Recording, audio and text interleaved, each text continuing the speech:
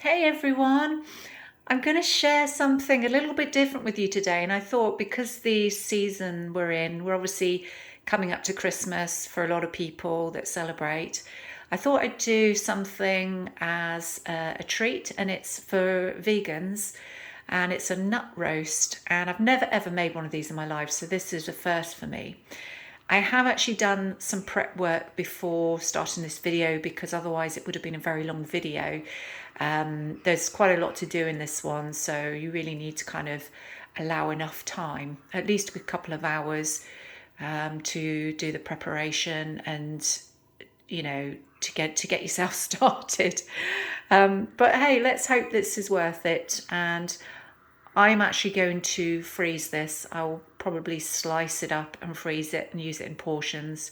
I will actually have some on Christmas Day if it turns out really nice. But yeah, I just thought I'd share this one with you. Now, this recipe I have got from one of my cookbooks, and I've just tweaked it slightly because, yeah, although I haven't already tried it, I thought I'll tweak it because there's a couple of things I just thought as I went along, and I thought, oh, I wouldn't mind adding that. So hopefully it will turn out all right. And if not, I will put the link below in the description box for obviously the method and the ingredients, but also to the reference for the cookbook and the wonderful guys that actually made this recipe. So yeah, this is a nut roast. I will just briefly go through the ingredients, and I'll just briefly explain the various things that I have prepped beforehand just to save a little bit of time. Okay, so to start with, you'll see we've got the lovely clementine. Now, clementines are obviously traditional for Christmas anyway. Just love the little green leaf with them. They look so traditional. So yeah, we need one clementine. We're going to use some sea salt, some white pepper,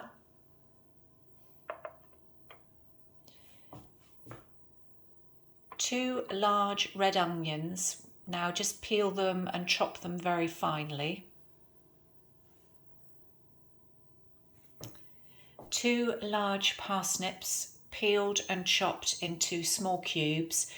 Then you want to boil them in some salted water so that they become nice and soft and tender. And once you've done that, you want to drain them and just mash them as you would mashed potato, but obviously without the butter. So this is the finished result. So mashed parsnip. This is one of the things I prepped beforehand. We're going to use some maple syrup, about a tablespoon. And these I've also prepped beforehand. And you want roughly 300 grams of mixed nuts. Now, the ones I've got here, which were recommended in the recipe, are hazelnuts, pecans, and walnuts. And what initially you need to do is just lay them out onto a baking tray and pop them in the oven on 180 degrees Celsius. I've used a fan oven, and just for about 8 to 10 minutes, just pop them on the tray in the oven just to lightly toast them. You don't want to burn them, just lightly toast them. And then just leave them on the side to cool. And then they're ready, obviously, for this dish. We're going to use 2 tablespoons of olive oil or extra virgin olive oil. We're going to use some grated carrot. Now, I've used a very large carrot, but approximately 100 to 150 grams would be ideal.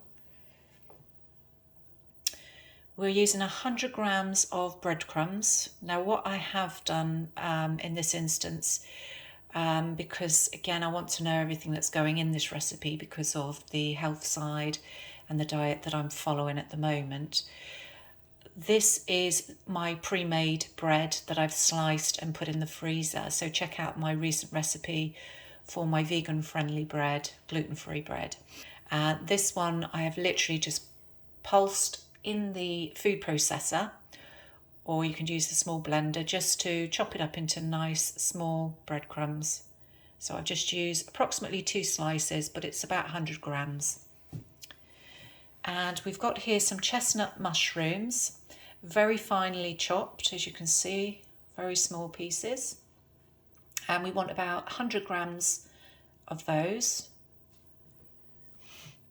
Next, we've got a mixture of cranberries and cherries. Now, I've gone for the frozen variety purely because I didn't want to have dried cranberries with sugar added, and nowadays I haven't found any that don't have sugar added. So the best way is to get the frozen, unless you can get the fresh, of course. So I've gone for frozen cranberries and frozen cherries. I've added the cherries in because the cherries actually do have a natural sweetness, and I absolutely adore cherries. So I've gone for a cup in total, about half a cup of cranberries and half a cup of cherries. We're using 1 red bird's eye chilli and the seeds, but if you don't want it as hot, you can take the seeds out and just chop that up finely.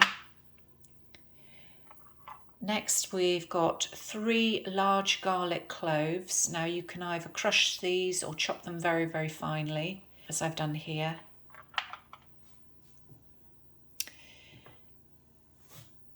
And we've also got some cooked chestnuts. Now these I also prepared beforehand because I suppose you could probably buy cooked chestnuts, but again I wanted to make this from scratch. And often when you buy things that are already cooked, they have other preservatives and things added. So I've gone for fresh chestnuts, which you need roughly about 80 grams, 80 to 100 grams in weight. What I did was I put about 150 grams in the oven. When the chestnut is lying flat down, the bulge is on the top, and then you put a crisscross in each one, but deep enough so that it penetrates the outer and inner layer, because that way they should peel easier and they should cook right through and not burst in the oven when you put them in the oven. So do that for each one on a baking tray, pop them in the oven, 200 degrees Celsius. I've used a fan oven, and approximately 15 to 30 minutes, but I did it for about 20 minutes because mine was sort of medium size. And once you've done that, let them cool, peel off the outer and inner layer, and then literally just pulse them, or you can crumble them. If they're fresh, just crumble them, but I let mine cool for a while and then I just pulse them in the food processor. Okay, and the other things we're going to use are spices, which is 1/4 teaspoon of allspice, 1/4 teaspoon of nutmeg, and 1/4 teaspoon of smoked paprika. And we've got some mixed herbs here, but these are all fresh. And what I've used here are 4 sprigs of thyme, fresh thyme. I've used 2 sprigs of fresh rosemary, all chopped up finely. And I've also used 1 sprig of fresh sage, all chopped up. So you've got sage, thyme and rosemary, all fresh. And that's the final result, just all mixed together there. The other thing that we want to use is some vegetable stock. I've got a recipe under the low oxalate vegetable stock, which I use and I still use. And I've got 200 mils of this, which is approximately a cup, just over. Okay, so that's all of the ingredients. And what we'll do, I'm just going to pause this and then we'll take you to the next stage.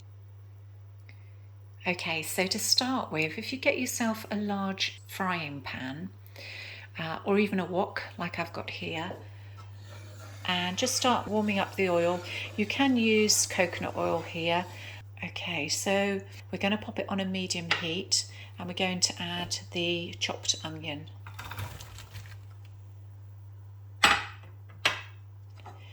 And we're going to just let this cook slowly, possibly about 15 minutes on a medium heat. Okay, so we're about 10 minutes in and you can see that just starting to soften a lot more. We'll give it another 5 minutes. And just make sure you just keep stirring it every now and again. There we go. After 15 minutes, you'll see that it's softening even more and starting to brown. If you want to give it more of a caramelised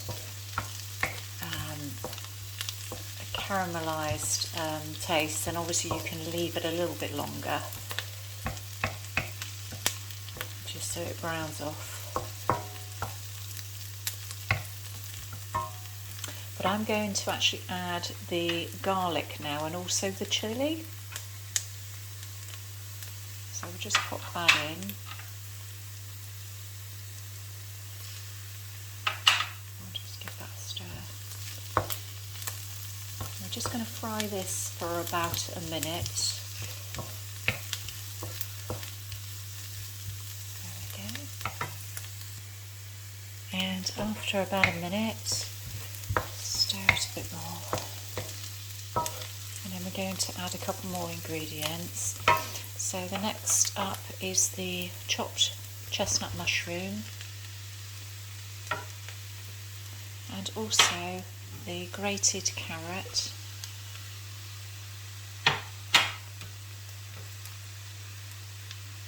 Okay, just give that a stir.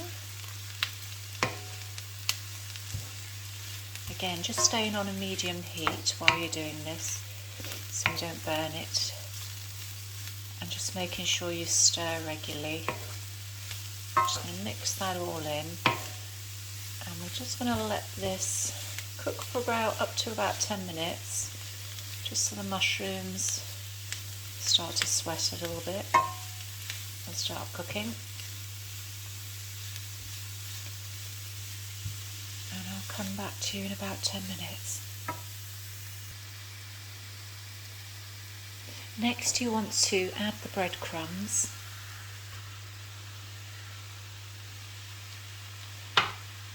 The vegetable stock.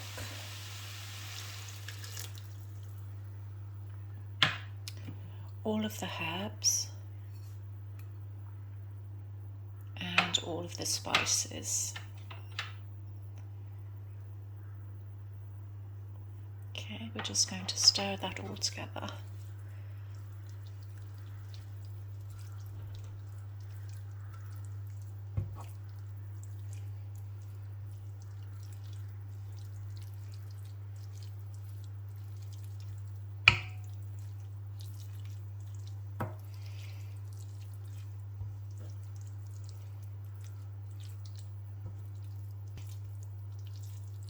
There we go. And I'm just going to add a bit of salt and pepper at this stage. Okay, so we'll just put a sprinkling of the white pepper and a really good pinch of the sea salt. And just mix that in.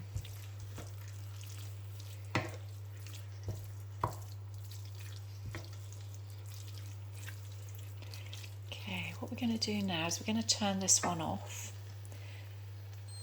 and just let it sit there for a minute while we go to the next stage.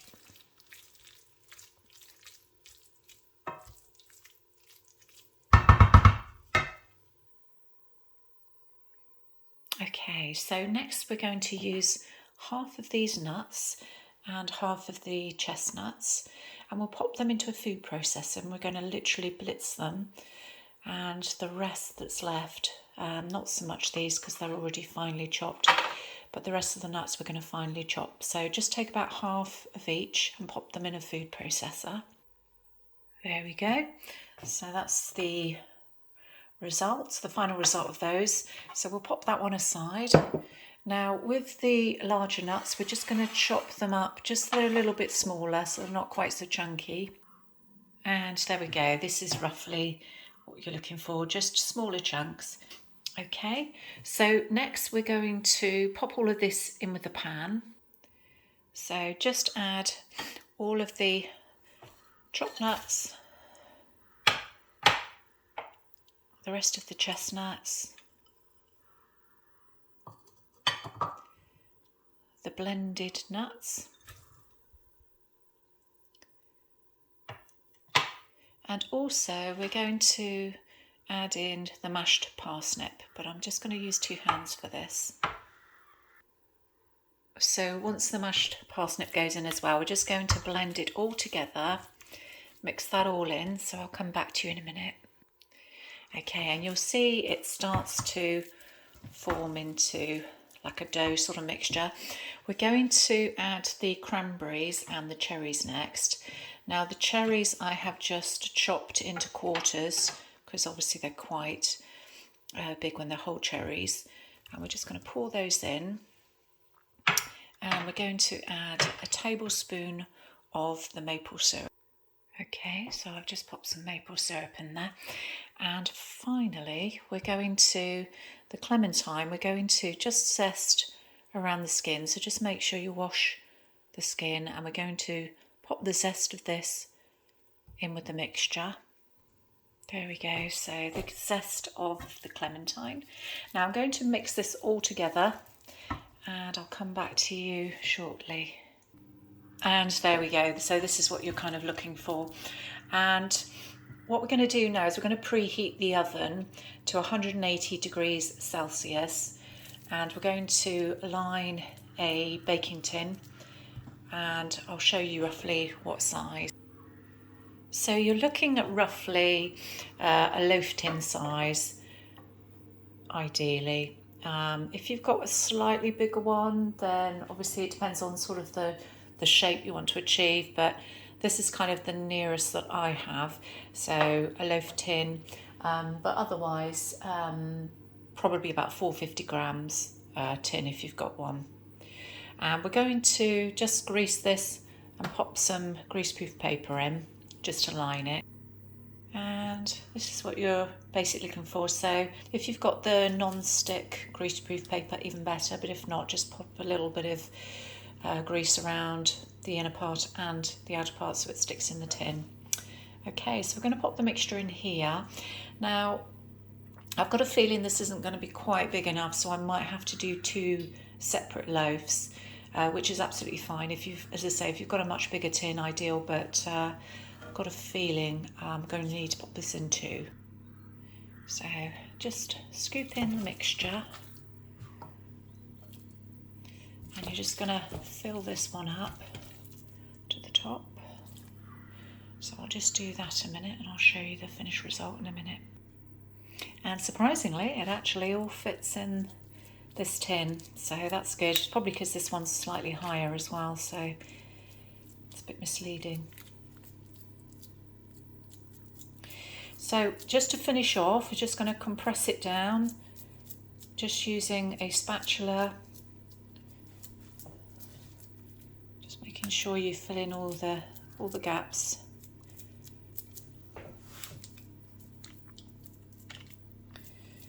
There we go.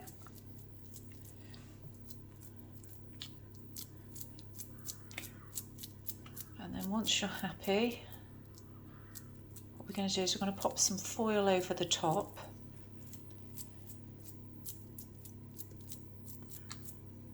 There we go. And there we go, just make sure it's tucked right in so it's not going to blow off in the fan oven.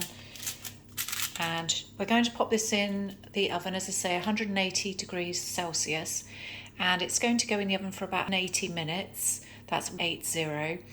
And after an hour, so after 60 minutes, we're going to take the foil off. Okay, and we'll see how it goes. Okay, so after 60 minutes, we're just going to take the foil off. Oops, don't want it to stick to the top. So we're going to pop this back in the oven for about another 20 minutes just to brown off. Okay guys, here we go. Here's the finished result. Yeah, it's browned off nicely on top. I think that's probably the maximum time, so 80 minutes in total. after 60 minutes of taking the foil off, and then 20 minutes just to brown off on top. Now, we're going to need this to cool before we slice it, so we're going to allow about 30 to 45 minutes just to see how much it's cooled.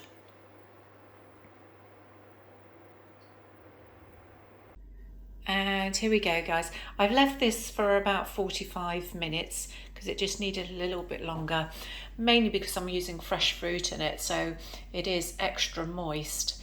Now, if you don't want it quite as moist, what I would suggest is you can use dried cranberries if you prefer, instead of the fresh ones, or just half the amount of fruit that you put in there. Now, this is meant to be moist anyway as a recipe, but as I say, it's very moist at the moment, so I would just leave it to cool long enough and then just cut it into slices, and then obviously you could store it in the freeze, and then it's just heating up in the oven, and that will probably take away some of the moisture when you're reheating it. Anyway, guys, I hope you like this. This is slightly different, I know. I like to try things a little bit different now and again. But yeah, this is the moist nut roast. Again, anybody got any better suggestions, let me know. Otherwise, I'll see you very, very soon.